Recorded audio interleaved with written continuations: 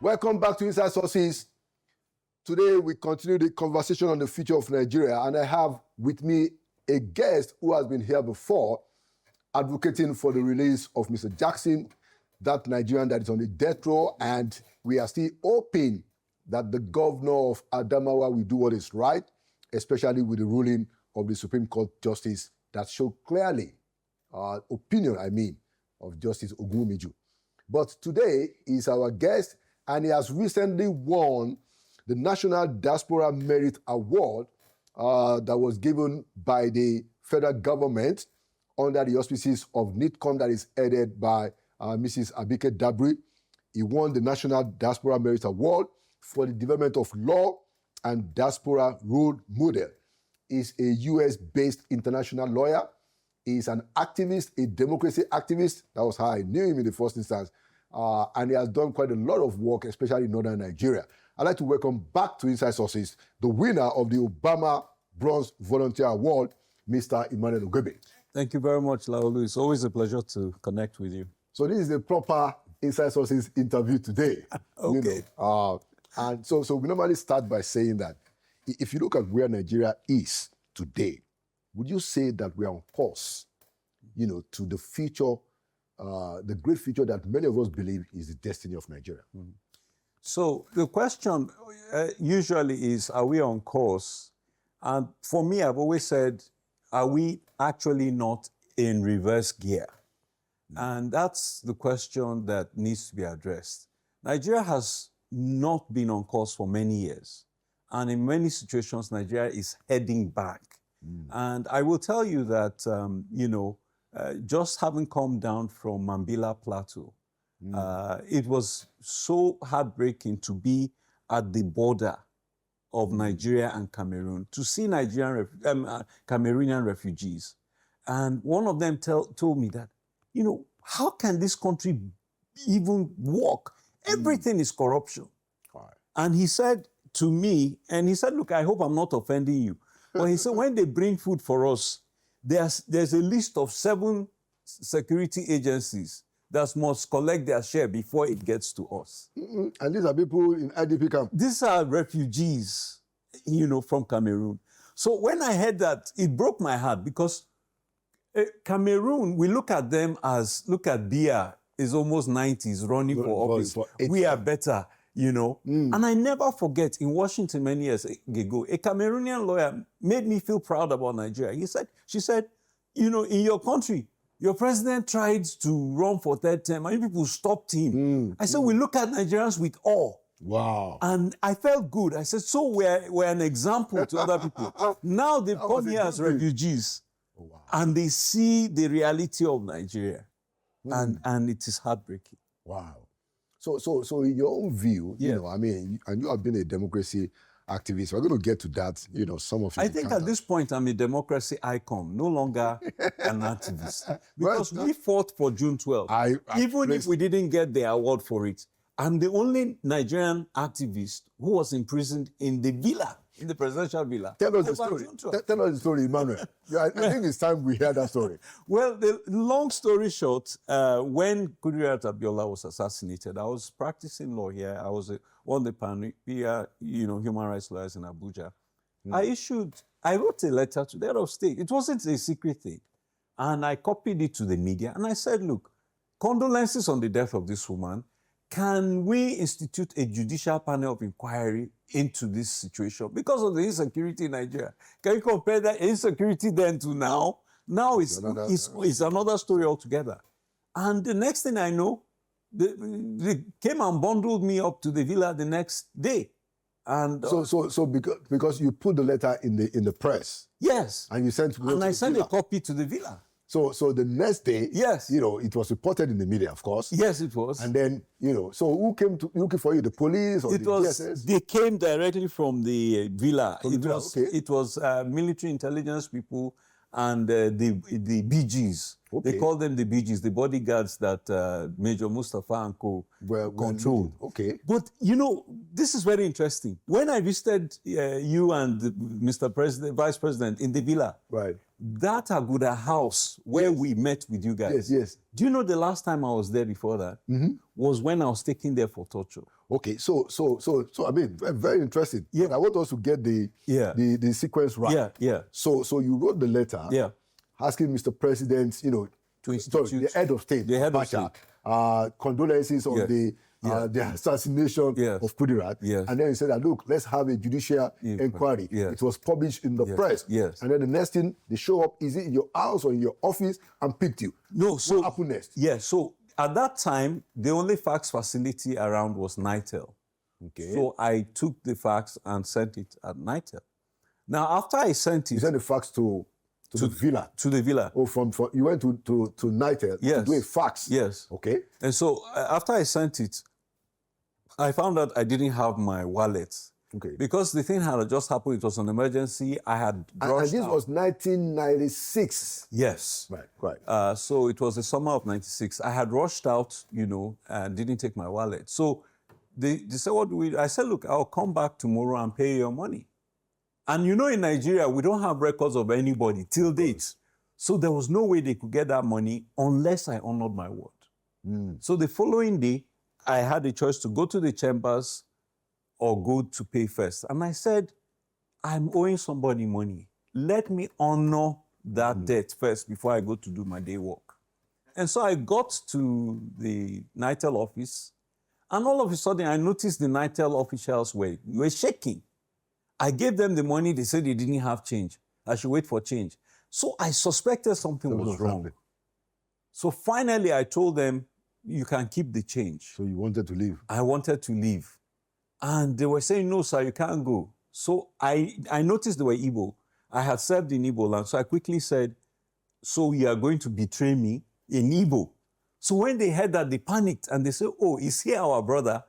But by the time I opened the door, it was too late. The people were rushing in. Wow. So the BG from the villa Yes. must have told them, they must have tracked the fax to that place. Yes, so I will tell you what happened, because I was now taken up to the GM's office. He asked me, did you send the fax? Yes. I said, yes, I did. Where to? I said, villa. So he said the villa people came and they arrested his staff. And the staff said, look, we only sent, we didn't write. Exactly. And these were Nitel staff. Yes. So he said he pleaded with them to release the staff on the basis that they were not liable. So the staff told them that, look, the man did not pay, and he said he's going to come back to pay. So the security people told them, you people must be stupid, that which Nigerian haven't received the free service will come back and pay. So they didn't believe them. Wow. So it was now that I came back that they alerted them that I was here. So they now picked you up. Yes, they came and picked. Took you to where? So the GM actually told them that, please, this man is an honorable man. That the fact that he came back to pay this thing shows he's a good person. Wow. So they drove me to the villa. Now, the interesting thing is I had been to the villa numerous times. I had clients in the villa. And usually they will stop and check my name on the manifest, and then I'll go in. This time around, we stopped. My name was not on the manifest. And the guards told them, we've captured the prisoner. And I was taken into the villa. No record of me. Wow. Yes. And so I was taken into the villa to gate 3.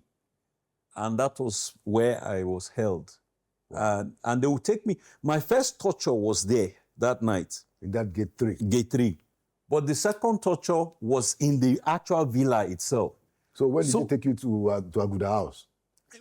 My third torture was in Aguda house. So what were they trying to get out of you? Now, was it just to punish you? Or they were... It was the week of June 12th. So in their deranged minds, they were like, what is being planned for June 12th?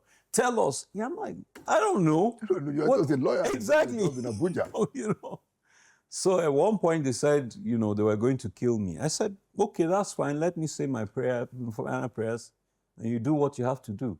And they were surprised. I think they were thinking I would beg. But there was nothing to beg about, Interesting. Yes, so that was... So the last time I was in Aguda house, when I met you and Mr. Vice President, was when I was being tortured. And I remember thinking to myself, if only people knew the blood that was shed in this place years ago for the democracy that you people are now practicing, maybe there will be difference in attitude. Interesting. Yeah. Interesting. Very, very, very interesting story. Yes. That so you were tortured in that place. Yes. And then when we invited you, Yeah. when Professor Ochibajo was vice president, Yes, you yes. came to that same. I came back to that same place.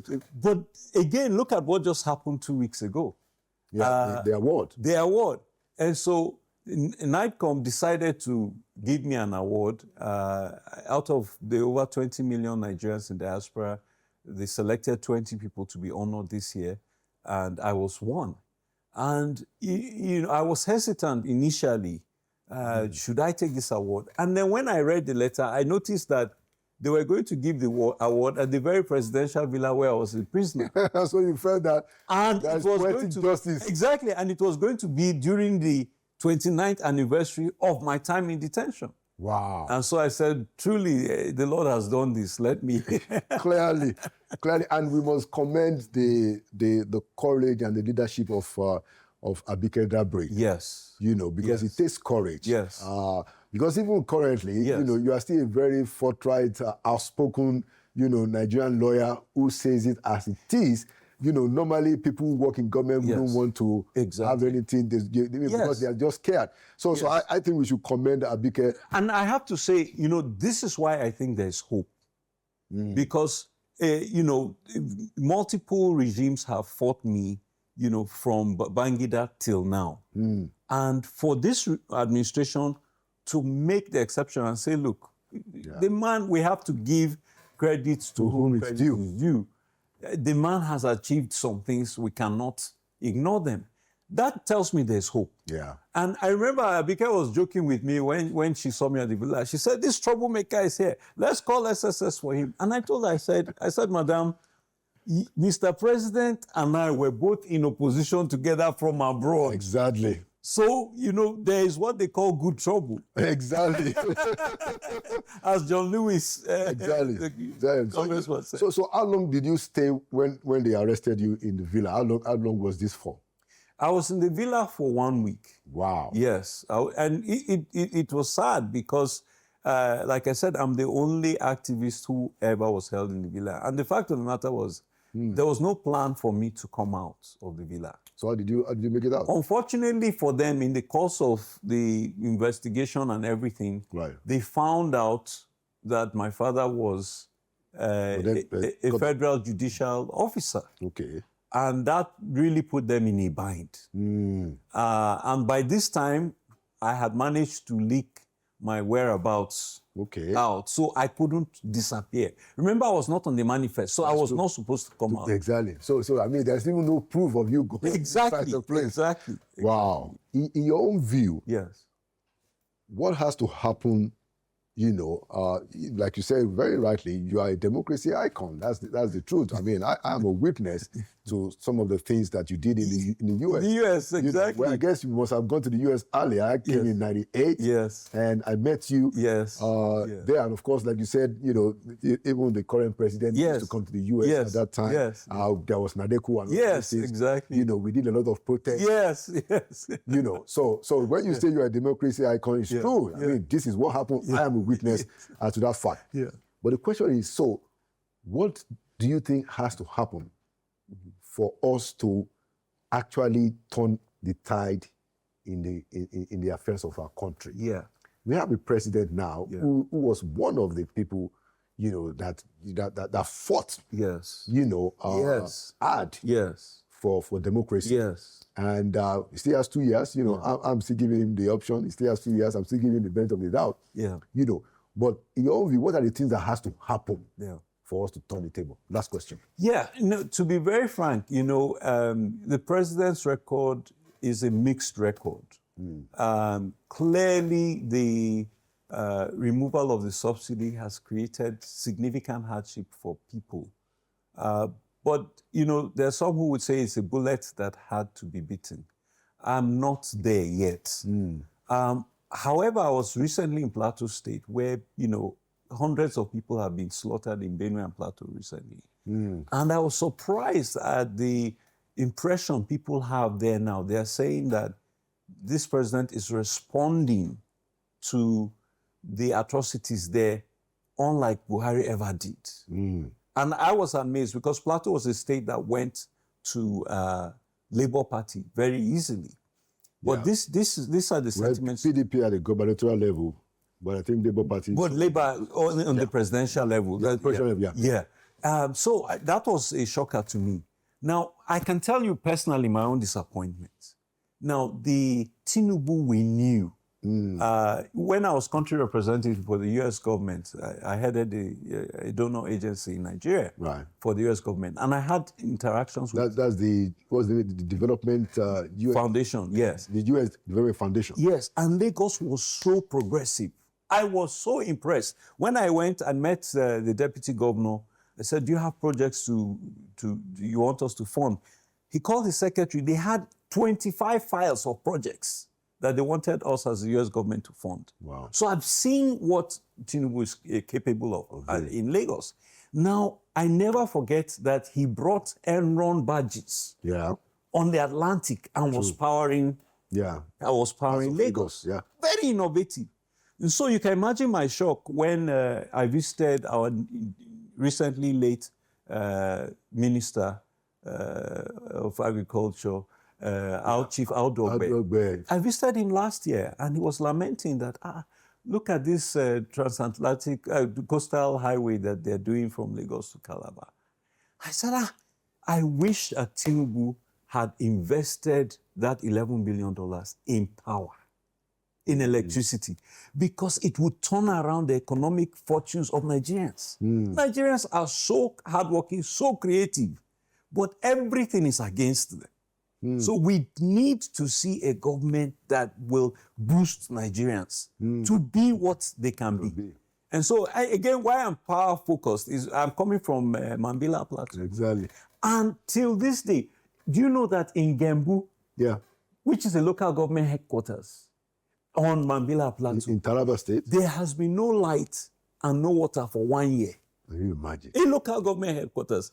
And that Mambila Plateau is the one that if they install that dam, it will power Nigeria. And our economy does not need to be rebased. It will be rebooted. We're now number 4 in Africa. If you invest in electricity, we will quadruple our GDP in no short time. I agree. But like we say, let's just hope that, if we turn it around. There are 2 other issues, that I would like us to raise, and then we conclude. And especially talking about this administration. Corruption and poverty. I think that the level of poverty in our country today, and it didn't start today, by the way, and I'm not going to hold this administration solely responsible. It's a cumulative problem. But I think that any government, including state government, by the way, has to take the issue of poverty as a fundamental effort to deal with poverty. That's number 1. And then the extent of corruption, you just gave us an example of what you saw at the IDP camp. The extent of corruption, it's like almost everybody's on the take. Yes. You cannot have a system that is so enmeshed in corruption turn around. What do you think? I mean, there was a research that was done many years ago where Nigerians concluded that corruption was the biggest national security threat to the nation. And that is true because we have a situation where we have elements of the military who are selling weapons to terrorists. One of the saddest things I heard of recently was a policeman who was killing his fellow policemen to steal their rifles to sell. Wow. Their AK-47s. No system that is corroding from within like that can survive. I mean, the great Roman Empire collapsed because of orgy, because of primitive consumption, not from external enemies. And Nigeria, to be very frank, we are decivilizing this nation. To give a quick example, the ATM machine is automated teller machine. Yes. It's one of the greatest inventions, of this era, of many decades, because you can go into an ATM at any time of the night and draw cash without a human presence. Right. We have disinvented that in Nigeria. Now we have POS. We're back to human beings dispensing cash. Why?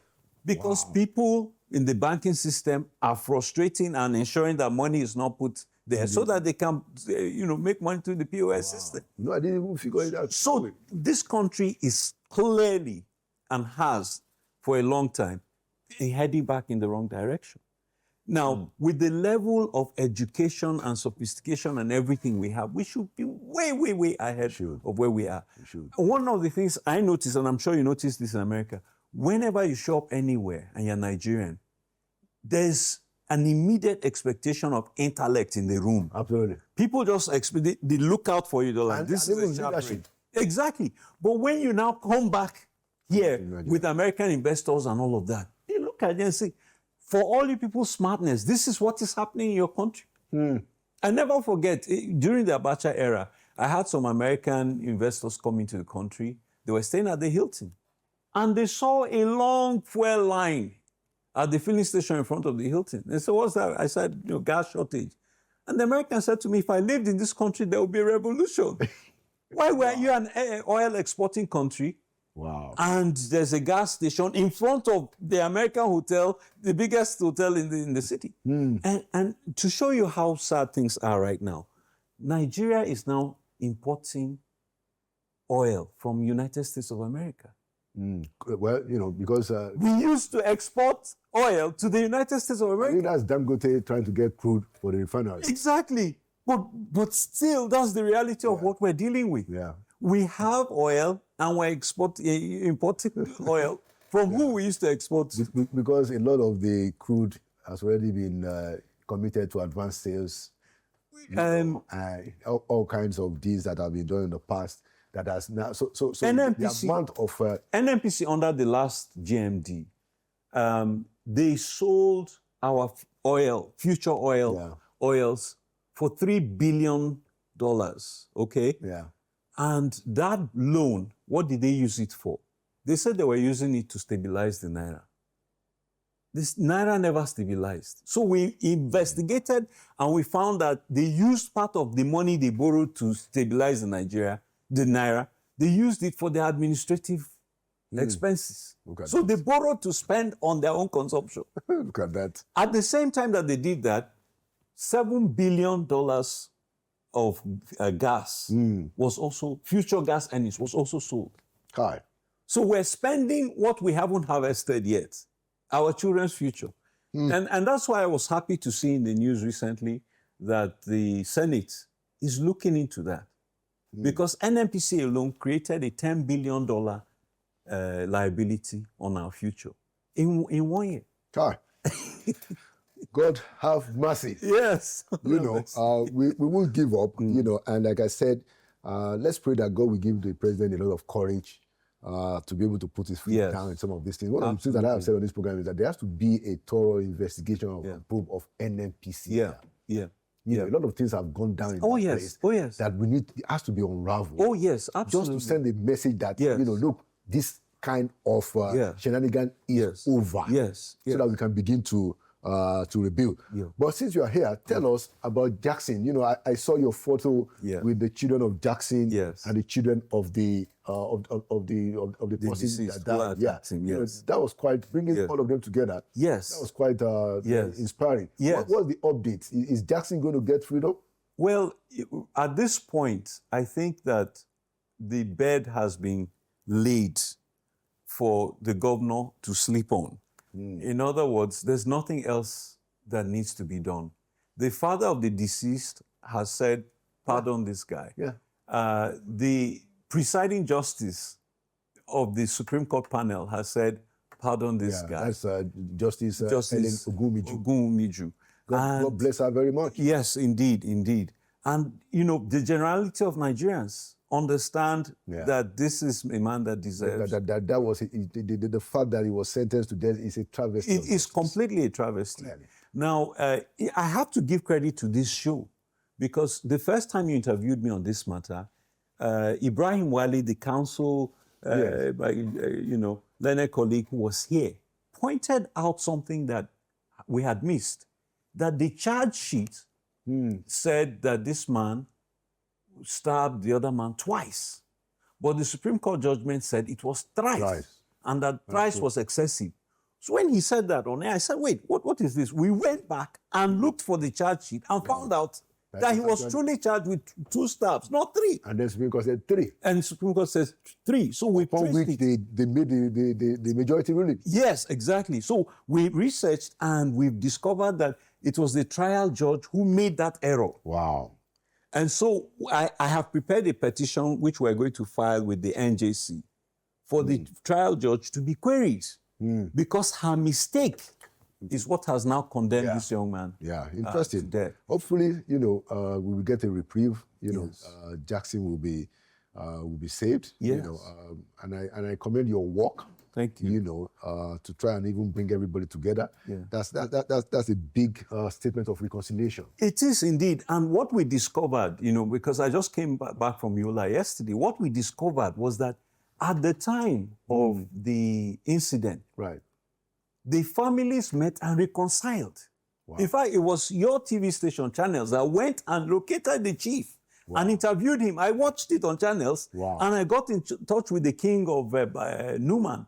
And we discovered that they actually had a meeting where they reconciled. Wow. Because of that reconciliation, the state was to bring the man's father as a witness. The man refused to testify against Jackson. Wow. So the trial was conducted without his permission or his consent or his input. Interesting. I tell you, it's so sad. It is sad. It is sad. But hopefully, the governor of Adamawa, Alhaji Fintiri, will do what is right and bring this thing to a very good close. Amen. And thank you so much for your work. Thank you, sir. Congratulations on your award of the Nigerian Diaspora Merit Award. Thank you.